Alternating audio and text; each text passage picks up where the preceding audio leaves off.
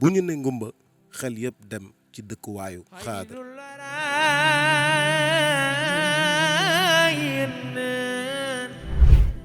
lan moo waral Cheikh na Cheikh Saad bu joxañ ko ak Sénégal ni mu yaatoo